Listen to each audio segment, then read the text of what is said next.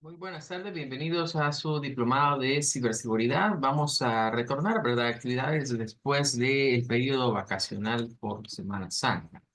Bueno, vamos a retomar el último versículo que estuvimos viendo para complementarlo un poco durante las clases de esta semana. Era Mateo 6:26, que nos dice, mirad las aves del cielo que no siembran ni ciegan, ni recogen en graneros, y vuestro Padre Celestial las alimenta. ¿No valéis vosotros mucho más que ellas?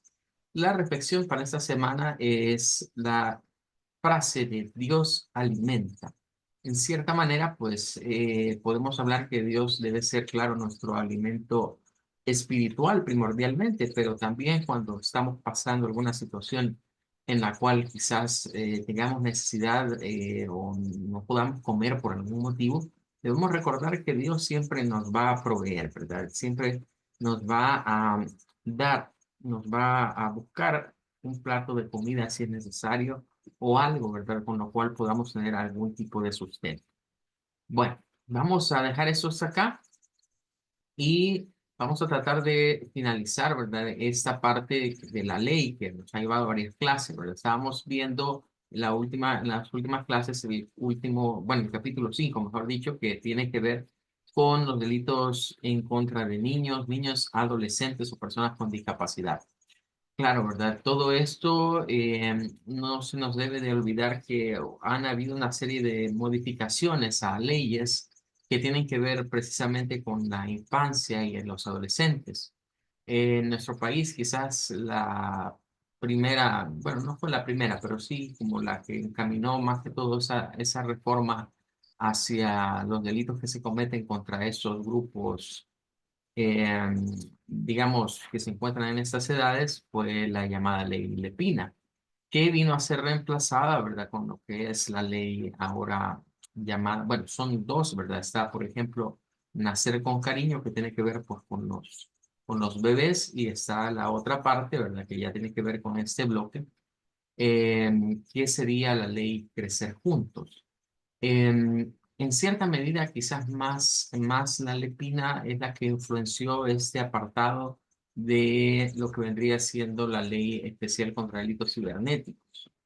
Em, ya habíamos hablado, ¿verdad?, acerca de lo que es la pornografía, que tenga que ver con personas que se encuentran dentro de este bloque etario.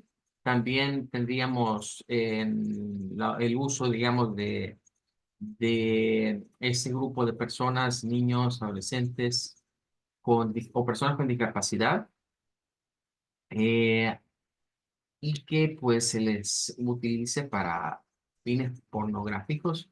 Habíamos visto que el primero tiene que ver más que todo con la exposición, digamos, a esos grupos de estas edades, y este otro pues ya no la exposición de que ellos vean ese contenido, sino más bien, o proveer, digamos, de ese contenido, sino más bien el 29 va enfocado a que ellos son víctimas de ese contenido. Habíamos hablado también respecto a la posesión, ¿verdad? Y adquisición, que ya en nuestro país pues, se encuentra normal. Hay grupos, decíamos en una clase pasada, que quizás no aquí en El Salvador, pero sí hay un grupo que es curioso, ¿verdad? No se ha escuchado. Quizás estos no son temas que reluzcan mucho o que capten demasiado la atención, ¿verdad? Pero sí ha habido en nuestro país a veces la captura de personas por posesión precisamente de este tipo de material. Sin embargo, se sabe, ¿verdad?, que a nivel internacional hay ciertos círculos de grupos, incluso de usuarios, que comparten ese tipo de contenido bastante sensible y quizás no se han dado a conocer mucho porque han evolucionado, ¿verdad? Y han cambiado quizás su forma en la cual se comparten ese tipo de material, haciéndose quizás grupos más exclusivos posiblemente o no abriéndole las puertas a cualquiera, ¿verdad? A pesar de que quizás no escuchemos muchas noticias o no salgan en muchos medios de capturas por la posesión de este tipo de material, hay bastante, ¿verdad? De hecho, a veces en algunos casos no es que hayan buscado a las personas por el delito propiamente de posesión de material pornográfico, sino más bien los encontraron con otro delito y al confiscar, digamos, sus equipos encuentran después ese tipo de contenido. Habíamos hablado también de la corrupción, ¿verdad? Que cuando hablamos de corrupción significa, pues, es manipulación realmente de las mentes. Recordemos que un niño, un adolescente, está en esa fase en la cual su mente se está desarrollando. Ellos no saben todavía qué es lo que quieren. Y aquí mencionábamos el caso, por ejemplo, de algunos, más que todo algunos pedófilos, quizás no aquí en nuestro país, pero sí en estos países donde el libertinaje a nivel de cuestiones sexuales se ha vuelto mucho, mucho mayor, ¿verdad? Porque, es decir, abren le abren las puertas a ciertas perversiones y ahí pues se van colando otras. ¿Verdad? Cuando me refiero a eso es que se le abre la puerta al homosexualismo, se le abre la puerta al lesbianismo, a los matrimonios de personas del mismo sexo, a que puedan formar hogares, a que puedan tener hijos, por ahí comienza. Y luego otras minorías comienzan a decir, bueno, si a aquellos les dieron el derecho, ¿por qué a nosotros no?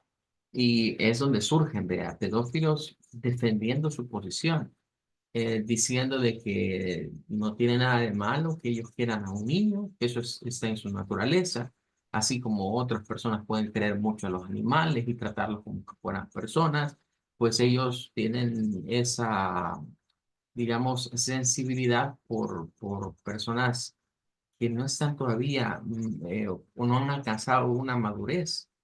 Pero quizás lo más retorcido de esos casos es ver cuando a, a la víctima, al niño, niña, al adolescente, ya han logrado esto, ya han logrado corromperlo, ya han logrado manipularle para que diga, sí, yo lo amo, yo quiero estar con él, no imagino mi vida sin esta persona. A eso nos referimos en esa parte, la corrupción. eh, Tiene que ver en cierta medida con la manipulación de las personas, eh, engañarlos, llevarlos por esa línea de que esto es amor, lo que siento por ti, ¿verdad? Y vamos a hacerlo porque estamos enamorados. Por ahí va la parte de la corrupción, por eso esa es bastante fuerte, ¿verdad? Nos dice que son de 8 a 12 años porque si comparamos, vea, con el que consume, el que solo ve, vea, las sanciones de 2 a 5 años, vea, pero los que lo practican, sí, los delitos son un poquito más de más tiempo. Bueno, igualmente dice, ¿verdad? La parte de propuestas, ¿verdad? Ya sea implícitas o explícitas. Es decir, allí abarcan todas estas situaciones. Es curioso ver cómo ha vuelto a florecer un caso que formó cierto escándalo, pero después se tapó mucho. Me estoy refiriendo al caso de la cadena televisiva de Nickelodeon, donde uno de sus productores, digamos, de los que les dieron las series con más éxito durante esa edad de oro de Nickelodeon, porque ella, después, o sea, eso casi no se menciona.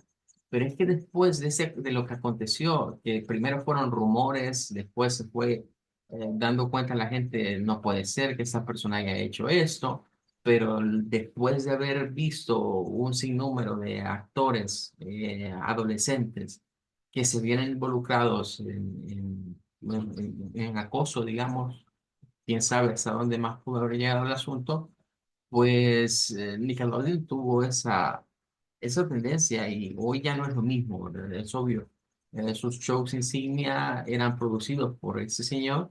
Me estoy refiriendo al caso de Dan Snyder, este, y resulta que hoy ha vuelto a florecer el tema porque hay otros actores que no habían hablado y que eran quizás los más emblemáticos y que posiblemente el silencio que guardaron es lo que hizo durar a las personas y decir, no, ese quizás lo está diciendo porque se peleó con el hombre, o algún tipo de celos que tuvo, cosas por el estilo. Pero bueno, están sacando a cada vez más y más evidencia de todos los fetiches que Dan Snyder tenía para o con las personas que laboraban con él, que claro, eran de este bloque etario, adolescentes prácticamente. Algunos estaban todavía en la preadolescencia y hoy están diciendo, sí, ¿verdad? Yo fui toqueteado, yo fui abusado, había algo implícito en lo que él nos pedía hacer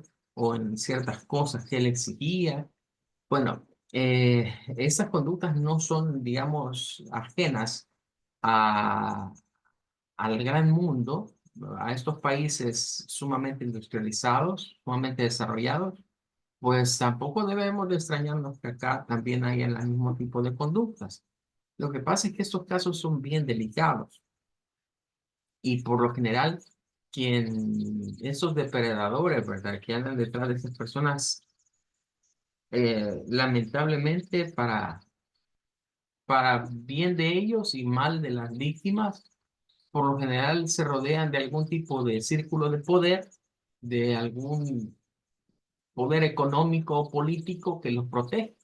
De ahí, pues ya no florecen los casos en contra de estas personas. Bueno, tristemente esa es la realidad. Y si sucede en el primer mundo, ¿cómo no va a suceder acá? Pero quizás no es tan abierto o los casos no aflorecen mucho. Ahora, se nos habla de acoso a niños, niñas con discapacidad. Esto ya estaría involucrando el hecho de que con solo el enviarles mensajes, el enviarles propuestas, el estar insistiéndoles, ¿verdad?, en algún tipo de comunicación. Por eso nos dice acá ya no solo la parte física, sino que ya involucra la parte psicológica y emocional de la persona, de estos niños, adolescentes o personas con discapacidad. Recordemos que cuando se habla de alguien con discapacidad es un término bien grande, pero por lo general está relacionada con aquellas personas que posiblemente poseen algún tipo de síndrome que les hace estar un poco retraídos de la parte mental y aunque en edad aparenten ser mayores, en términos de madurez no tienen la suficiente madurez. En otras palabras, son personas que pueden parecer de algún síndrome, por ejemplo, como el síndrome de Down, o incluso podrían ser personas que tengan algún trastorno del espectro autista y que su estado, su condición les hace precisamente ser muy vulnerables, ¿verdad? Ser vulnerables para la situación de que se pueda abusar, digamos, de ellos de alguna manera. Bueno, vamos a ver la otra parte que tenemos por acá y ya son las condiciones agravantes comunes. Estos delitos, ¿verdad?, que se encuentran en este capítulo tienen lo que vendría siendo ya una pena, pero se les considera como un agravante el hecho de cometer cualquiera de estos cuatro literales que se encuentran en el artículo 33. Eh, incluso, ¿verdad?, nos dice que puede ser aumentada hasta una tercera parte del máximo establecido y además de esto se les inhabilita del ejercicio de su profesión. Normalmente, ¿verdad? Yo pensaría que en muchos casos esto quizás está entre líneas condicionado a los educadores, ¿ya? Porque si lo pensamos de esta manera, las personas que tienen más contacto directo con estos grupos etarios, pues son precisamente los docentes, los profesores, los maestros, como les querramos llamar. Entonces, cuando nos dice que es una inhabilitación de su ejercicio, eh, pues básicamente nos están diciendo, ¿verdad?, que los van a separar de lo que era su profesión. Así que como quien más tiene contacto con estos grupos, fuera, digamos, del círculo familiar, es precisamente el grupo de docentes, pues allí debemos de apuntarle a esa situación. Por eso traía a colación la ley de crecer con cariño, porque es una ley que se enfocará en buena medida a la formación docente para saber cómo actuar y cómo comportarse para con esos grupos, digamos, de esas edades. Bueno. Veamos cuáles son las agravantes. En primer lugar, la agravante es ser ascendiente, descendiente, hermanos, adoptantes, adoptivos, cónyuges, convivientes y familiares en el cuarto grado de consanguinidad y segundo de afinidad. Es decir, ya va esto expresamente enfocado a que el abuso provenga de una persona dentro del círculo familiar, ya sea de sangre o persona que haya sido adoptada. Nos habla de cónyuges y va a ser el cuarto grado de consanguinidad y segundo de afinidad. Entonces tendríamos acá ya el primer agravante, ¿verdad? Es decir, que el victimario, digámoslo de esta forma, sea parte del grupo familiar de la persona o de la víctima.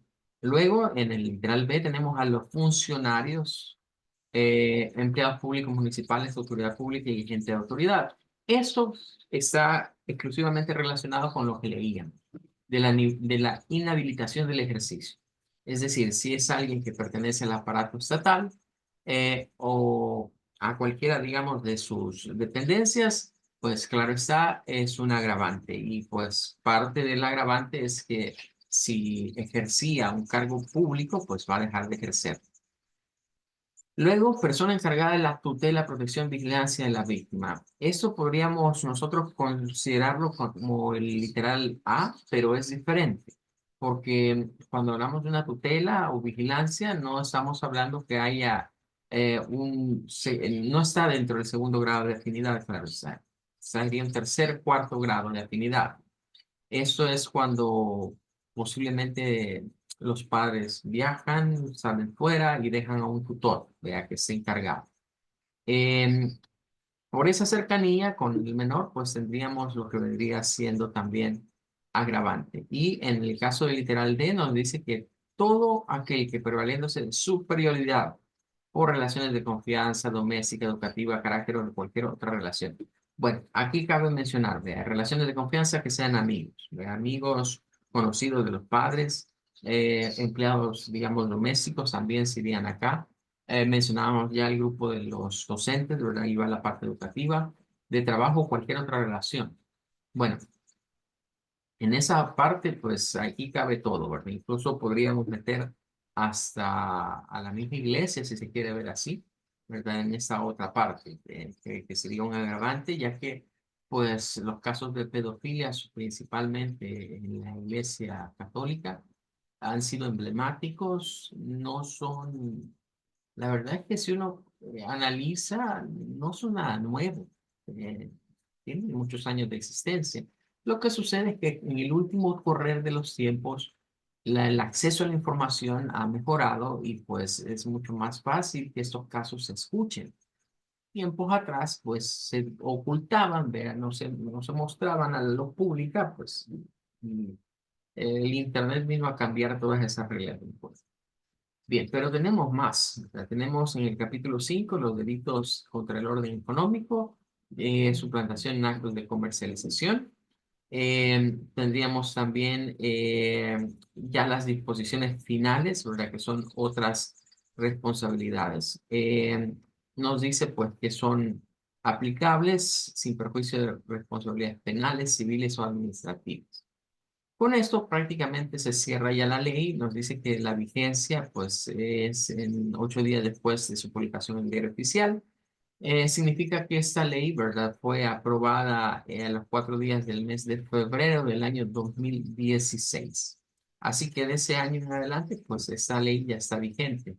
Y de momento no se le han introducido mayores reformas. Es decir, cuando hay algunas cosas reformadas, siempre aparecen acá algunos literales en mayúsculas indicando que han habido reformas. Pero desde que esta legislatura, digamos, la aprobó, esa ley se ha mantenido. Estamos hablando que si bien el 2016 Ya vamos para cerca de 8 años, ¿verdad? De contar con esta ley, que quizás para algunos es completamente desconocida, ¿verdad? Pero dentro del diplomado consideramos que es importante conocer.